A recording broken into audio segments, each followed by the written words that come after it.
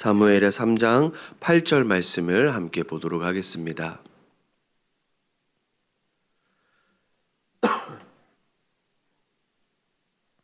사무엘하 3장 8절 말씀 우리 한 목소리로 함께 읽습니다.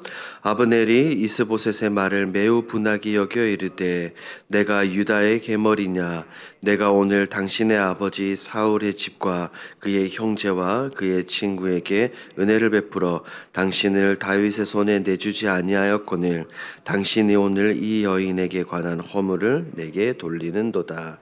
아멘. 오늘 본문은 이 사울의 집과 다윗의 집 사이에 전쟁이 오래 지속되는 가운데 두 집안의 형세가 극명하게 대조되는 장면을 그리고 있습니다.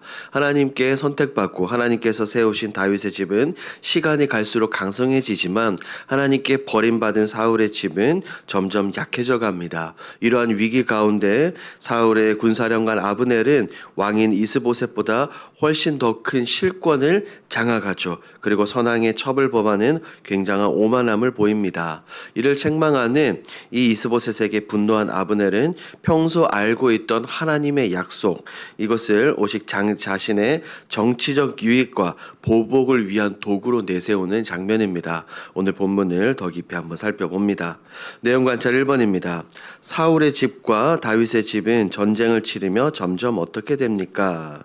1절 말씀을 보면 분명히 나오죠. 두 집 사이에 전쟁이 오래 지속이 되었으나 다윗의 집은 점점 강성해지고 사울의 집은 점점 약하여집니다. 이것은 하나님께서 다윗과 함께 하시며 그의 집안을 세워가시는 반면 하나님을 떠난 사울의 집은 점점 쇠퇴하고 있음을 그대로 보여주죠. 내용 관찰 2번입니다. 아브넬은 이스보셋이 죄를 지적하자 무엇이라고 답합니까?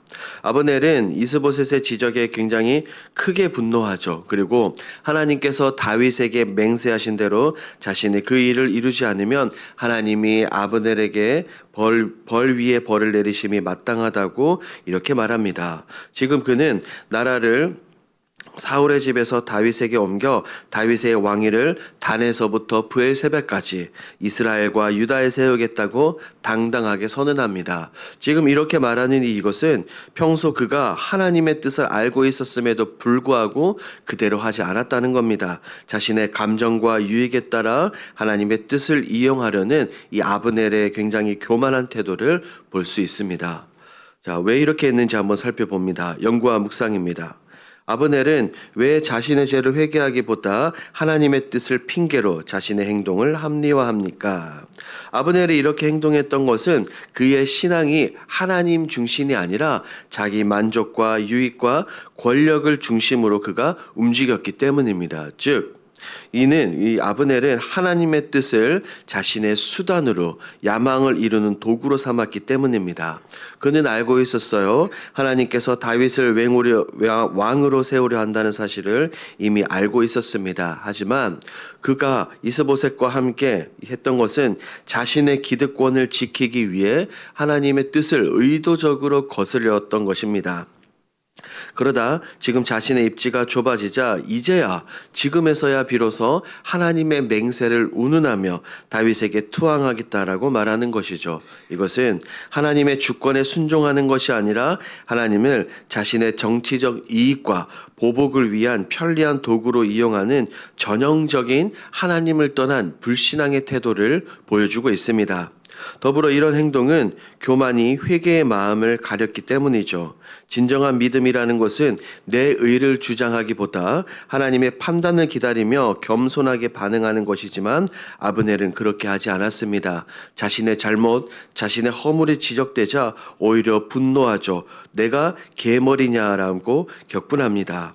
그는 사울의 집안을 자신이 지탱하고 있다는 굉장한 교만한 마음을 가지고 있었기 때문에 말씀 앞에 자신을 비추기보다 자신의 공로를 앞세워 자신이 저지르고 있는 이 죄를 정당화했던 것입니다. 감정에 따라 신앙의 명분을 선택했죠. 보통 일반적인 사람은 감정에 치우쳐 판단하고 행동할 때가 많습니다. 하지만 하나님을 믿고 예수 그리스도의 자녀라고 말하는 성도는 우리는 억울함이나 분노의 상황에서도 내 방법이 아니라 하나님의 뜻대로 하나님의 방법대로 모든 일을 풀어가야 합니다. 아브넬은 오직 자신의 분노를 표출하기 위해 가장 거룩한 하나님의 언약, 약속을 핑계로 삼았고 결국 이것은 하나님을 경외하는 마음이 그에게 없다는 것을 분명하게 우리에게 보여주고 있습니다. 결론적으로 아브넬의 모습은 우리에게 엄중한 경고를 주죠. 하나님의 말씀은 나의 상황을 합리화하거나 남을 공격하는 무기가 아니라 오직 나 자신을 스스로를 말씀 앞에 굴복시키고 하나님의 뜻에 온전히 순종하게 하는 기준이 되어야 된다는 것을 오늘 본문을 통해 분명하게 그려내고 있습니다. 느낀 점을 봅니다. 하나님의 뜻을 빌미로 자신의 욕심을 합리화하는 아브넬을 보며 무엇을 느낍니까? 하나님의 말씀을 자신의 유익을 위한 명분으로만 사용하는 이 아브넬의 모습을 보며 신앙의 본질이 무엇인지 다시 한번 더 깊이 돌아보고 생각하게 됩니다. 아브넬은 이미 알고 있었죠. 하나님께서 다윗을 왕으로 세우려 한다는 사실을 말입니다. 하지만 자신의 권력이 유지되는 동안에는 그 진리를 철저히 외면한 채 하나님을 대적했습니다. 그러다 자신의 허물, 잘못이 지적되고 감정이 상하자 그제야 하나님의 뜻을 운운하며 정의로운 척 행동합니다. 이런 아브넬의 이 가식적인 모습을 보며 우리 또한 그리고 저 또한 상황에 따라 하나님의 말씀을 선택하지는 않았는지 스스로 질문하게 됩니다. 내가 원하고 기분이 좋을 때만 하나님의 뜻을 운운한 것은 아닌지요. 내 자존심이 상하거나 이익이 걸려있을 때는 말씀을 내 욕망을 정당화하는 방패로 삼았던 경우들이 굉장히 많았습니다.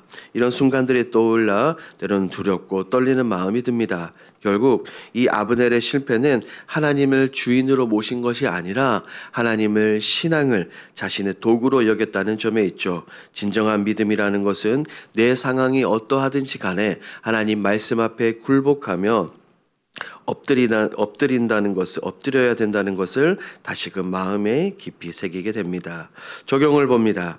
내가 하나님의 이름을 빌려 내 욕심을 합리화했던 적은 언제입니까? 우리는 생각해 보면 이 믿음의 길, 순례의 길을 걸어가는 가운데 아브넬과 같은 모습들을 굉장히 많이 가질 수도 있습니다. 성경 속에서도 거룩한 명분을 내세웠지만 그 중심에는 자기 보호와 욕심에 가득했던 이 인물들과 경우들을 굉장히 많이 찾아볼 수 있어요. 대표적으로 이스라엘의 첫 번째 왕 사울을 살펴볼 수 있죠. 사울은 블레셋과의 전쟁이라는 굉장히 이 위급한 상황 가운데 사무엘 선지자가 오지 않자 기다리지 못하고 불안한 마음에 스스로 하나님께 나아가 제사를 드리는 불순종을 저질렀습니다. 사무엘에 도착하고 이를 책망하자 그는 뭐라고 대답했습니까? 자신의 조급함과 두려움을 인정하기보다 백성들이 흩어지고 블레셋 사람들이 눈에 보이니 어쩔 수 없었다라며 자신의 행동을 신앙적인 명분으로 합리화했습니다. 이것은 겉으로 보기에는 하나님을 향한 간절함처럼 보였지만 실상은 하나님의 뜻보다 자신의 판단과 염려를 우선시하며 하나님의 이름을 도구로 사용했던 것입니다. 이처럼 우리 역시 내 욕심을 따라 선택해놓고 마치 그것이 하나님의 뜻인 양 그것을 내세웠던 경우들이 많을 수도 있습니다. 이런 정직하지 못한 길을 걷고 있는 것은 아닌지 우리는 늘 자신을 스스로 쳐서 돌아보며 경계해야 하죠. 마지막 결단입니다. 오늘 하나님 앞에서 순전함을 지키기 위해 내 말과 행동에서 무엇을 내려놓고 어떤 실천을 하겠습니까? 오늘 말씀을 생각하며 다음과 같은 분명한 결단을 해보는 것은 어떻습니까? 먼저는 내 감정과 욕심을 하나님의 뜻이라는 이 이름으로 포장해왔던 비겁한 행동들, 태도들을 내려놓는 것입니다. 우리는 때로는 아브넬처럼 내 자존심이 상하거나 이익이 침해받을 때 혹은 앞서 잠시 말씀을 드린 것처럼 사울처럼 상황이 급박해질 때 하나님의 이름을 빌려 나를 정당화하고는 합니다. 이제는 하나님이 원하신다, 이것이 하나님의 뜻이다라는 말을 내뱉기 전에 그것이 정말 하나님의 뜻인지를 돌아보아야 하는 것입니다. 하나님의 뜻인지 내 유익을 위한 것인지 말씀의 거울 앞에 분명하게 비춰보고 다시 서는 것이죠. 이어서 내 방법으로 모든 상황을 해결하기보다 하나님의 주권을 신뢰하고 기다림의 기도를 실천해 보는 것입니다. 때로는 억울한 일을 당하거나 위기에 처할 때 아브넬처럼 분노하며 복수를 꿈꾸며 내 계획과 술수를 따르는 것이 아니라 하나님이라면 어떻게 하실까? 우리 예수님이라면 어떻게 하실까? 그리고 말씀의 인도함에 따라 모든 것을 선택하고 결정하고 행동하는 것이죠. 이렇게 말씀 앞에 엎드리는 기도를 시간을 지킴으로써, 기도의 시간을 가짐으로써 하나님을 내 삶의 도구가 아니라 내 삶의 진정한 주인이고 내 삶의 진정한 왕으로 모시는 순전한 믿음의 길을 걸어가는 것입니다. 오늘 하루 이것을 기억하시고 우리의 삶 가운데 실천함으로 삶의 현장 가운데 하나님의 도구가 되는 저와 여러분들이 되길 우리 주님의 이름으로 축복합니다. 아멘. 오늘 들은 말씀을 기억하며 함께 기도로 나가겠습니다.